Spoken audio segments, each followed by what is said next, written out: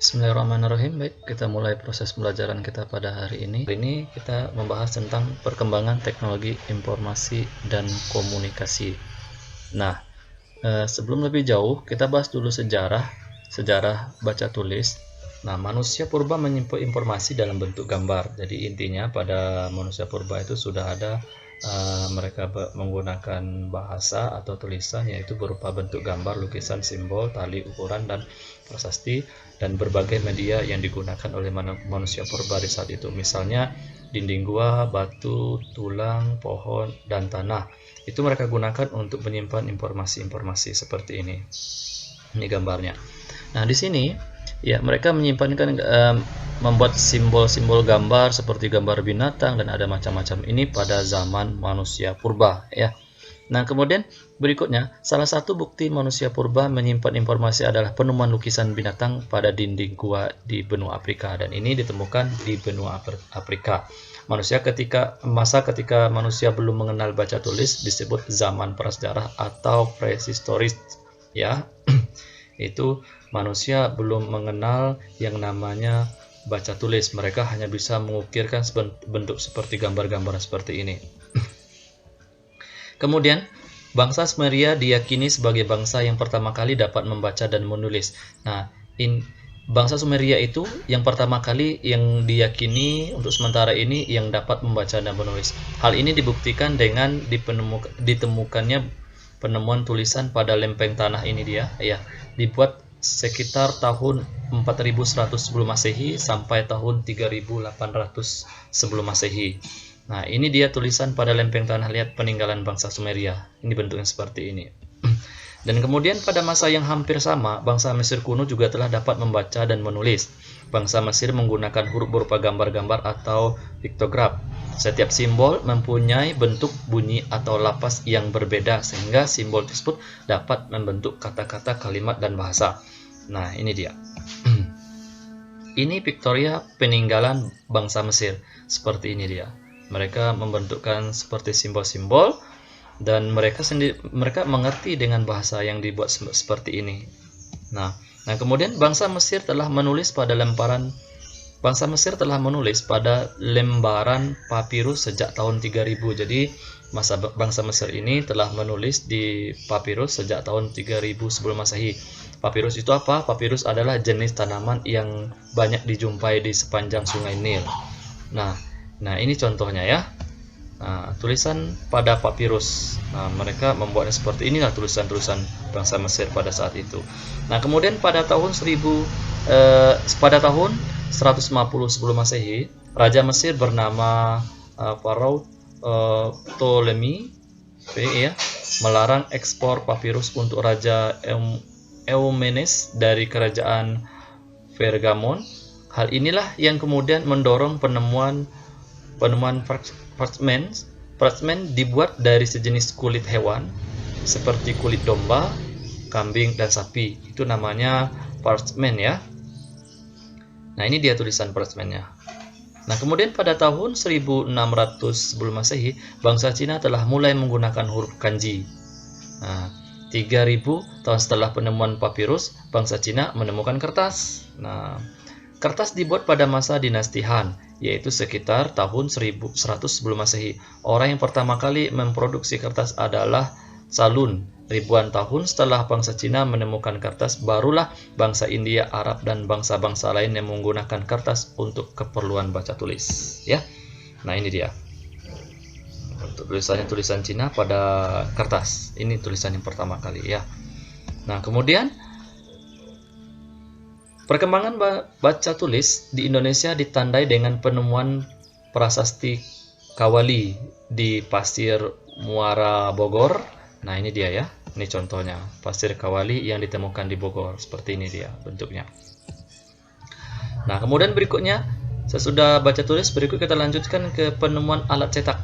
Nah, Wongji adalah seorang berkebangsa Cina, diyakini sebagai penemu alat cetak yang pertama. Jadi Wongji ini pada saat ini diyakini sebagai orang yang pertama kali menemukan alat cetak ya. Naskah pertama dicetak pada tahun 856. Wongji mengukir tulisan pada kayu. Kemudian kayu diberi tinta dan kertas ditekan di atasnya sehingga terbentuklah cetakan pada kertas. Nah, seperti ini dia. Nah, ini ya penemuan Wongji. Naskah cetakan pertama yang dibuat oleh Wongji. Nah, kemudian pada tahun 1000, Viseng menemukan cara mencetak yang lebih praktis, ya. Viseng membuat balok-balok huruf dari tanah liat seperti dadu, kemudian balok-balok tersebut diberi tinta dan ditempelkan pada kertas. Setiap balok dapat dipindahkan dan dapat digunakan kembali. Nah, proses pencetakan buku-buku menjadi lebih cepat dibandingkan dengan cara sebelumnya yang ditemukan oleh Wongji tadi. Nah, ini dia bentuknya. Ya, balok yang digunakan Wongji untuk mencetak. Nah, kemudian pada tahun 1452, Johannes, ya, seorang berkebangsaan Jerman, membuat alat cetak modern. Kemudian Gutenberg menggunakan balok-balok huruf yang terbuat dari logam dan dapat dipindahkan. Nah, ini dia balok-balok huruf karya Gutenberg. Ya, balok-balok huruf karya Gutenberg. Kemudian 3. Sejarah alat komunikasi. Menurut sejarah, suku India sudah sejak lama menggunakan isyarat asap untuk berkomunikasi jarak jauh. Artinya orang India tuh pada saat itu menggunakan komunikasi itu menggunakan asap. Ini asap maksudnya ya. Ini adalah alat komunikasi yang yang zaman dahulu menggunakan. Kadang-kadang kalau di Indonesia kita menggunakan kentongan, ya. Kalau ada sesuatu kita menggunakan kentongan, kemudian dan kalau untuk India mereka menggunakan asap, ya. Kemudian berikutnya lagi, perkembangan teknologi telekomunikasi diawali oleh penemuan telegraf. Nah, jadi perkembangan teknologi diawali oleh penemuan telegraf pada tahun 1837. Telegraf dikembangkan oleh Samuel, ya, bersama William dan Charles. Telegraf menghasilkan informasi berupa kode Morse yang diangkut melalui sinyal listrik. Informasi dikirim melalui kabel penghubung dengan cepat. Jadi, baik pengirim, transmitter, dan penerima receiver dapat berkomunikasi pada waktu hampir bersamaan. Nah, gitu. Ini contohnya ya. Ini contoh telegraf. Penemuan telegraf merupakan awal perkembangan teknologi komunikasi ini. Nah, ini adalah kode-kode Morse, ya, kode-kode Morse yang dihasilkan oleh telegraf. Nah, ini kode-kodenya. Kalau A seperti ini kode-kodenya, kalau B seperti ini dan seterusnya sampai Z. Dan kalau angka seperti ini kodenya, ya. Angka hampir sama dengan A, cuma bedanya kalau A mempunyai satu balok dan ini dia mempunyai 4 balok, dan inilah perbedaannya. Kode Morse inilah yang digunakan oleh para ahli untuk mengirimkan pesan melalui telegraf. Nah, kemudian pada tahun 1878 Alexander Graham Bell menemukan alat yang dapat mengirim suara jarak jauh. Pada waktu itu wilayah yang dipisahkan oleh laut belum dapat dijangkau oleh kabel telepon. Nah, karena dia belum dapat dijangkau oleh kabel telepon, dia menemukan yang namanya alat komunikasi dengan suara jarak jauh. Hal ini mendorong para ahli melakukan penelitian gelombang radio dan menemukan pesawat radio. Nah, ya, ini dia. Kita lihat ya.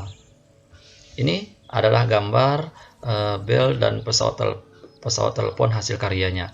Nah, kemudian ada namanya Guglielmo Marconi mendapatkan hak paten atas penemuan radio pada tahun 1896. Namun, ya, sebelum Marconi mendapatkan hak paten atas penemuan radio, ada ahli fisika Rusia yang bernama Alexander Popov yang juga menemukan radio. Popov melakukan percobaan siaran radio pada tahun 1895. Beda ya. Kalau ini 1896, kali ini 1895. Lebih duluan Alexander menemukannya. Sayangnya Popov tidak mengajukan hak paten. Jadi mendapat hak paten itu adalah Guglielmo Marconi. Dialah yang mendapatkan hak patennya. Dan ini adalah contoh gambar pesawat radio generasi pertama yang ditemukan. Nah, kemudian pada tahun 1884, Paul Nipkow, seorang insinyur berkebangsaan Jerman, menemukan prinsip dasar televisi. Nah, dia menemukan.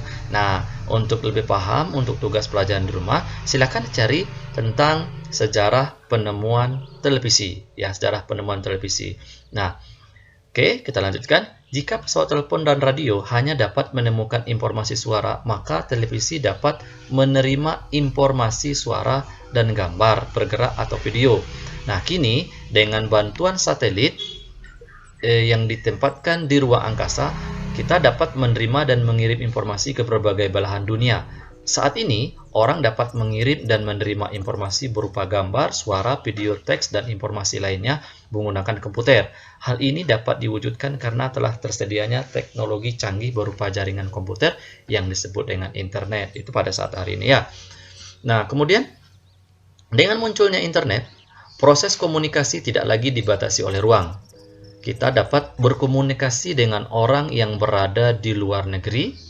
Jika kamu tidak memiliki internet, kamu dapat memanfaatkan warung internet yang ada di daerah-daerah kita pada saat hari ini.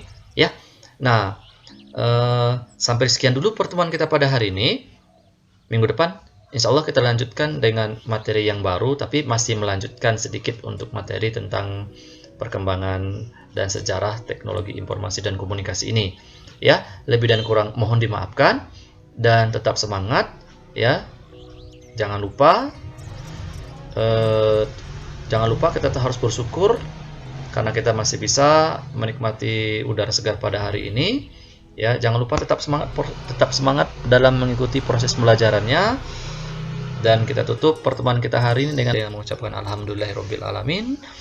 Ya, assalamualaikum warahmatullahi wabarakatuh. Tetap semangat ya.